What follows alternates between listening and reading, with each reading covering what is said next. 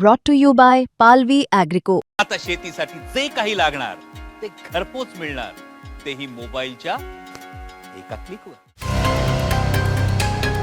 माजी मंत्री धनंजय मुंडे यांना कृषी खात्यातील कथित घोटाळ्याप्रकरणी दिलासा मिळाल्यानंतर त्यांनी अंजली दमानी यांवर टीका करणाऱ्या आपल्याच समर्थकांना खडे बोल सुनावलेत। धनंजय मुंडे यांच्या समर्थकांनी अंजली दमानिया यांना ट्रोल करायला सुरुवात केली। या संबंधीच्या अनेक पोस्ट अंजली दमानिया यांनी सार्वजनिक केल्या।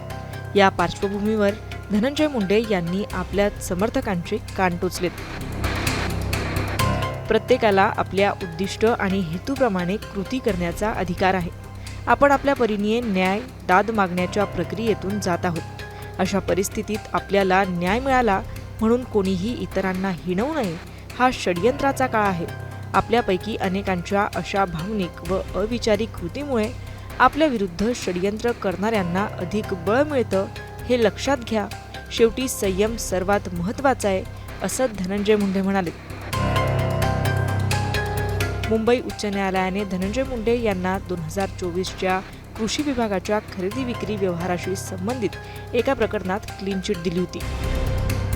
अंजली दमानिया यांनी या क्लीन चिटला लोकायुक्तांकडे आव्हान दिलं होतं।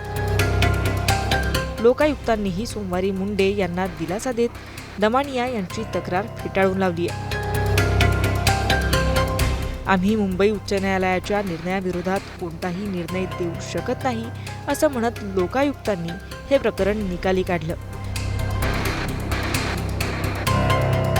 यानंतर धनंजय मुंडे यांना मोठा दिलासा मिळाला। त्यानंतर त्यांच्या समर्थकांनी अंजली दमानिया यांना ट्रोल करायला सुरुवात केली। मात्र या सगळ्यात अंजली दमानिया यांची नेमकी तक्रार काय होती? तर कृषी खरेदी घोटाळ्यासंदर्भात त्यांची पहिली तक्रार होती। महाराष्ट्र कृषी विभागामार्फत 5 प्रकारच्या कृषी साहित्य व खतांची खरेदी बाजारभावाच्या जवळपास दुप्पट दराने आणि अत्यंत मोठ्या प्रमाणावर करण्यात आल्याचा आरोप तक्रारीत करण्यात आला होता। या व्यवहारात मोठ्या प्रमाणावर भ्रष्टाचार झाल्याचा सुद्धा संशय त्यांनी व्यक्त केला होता।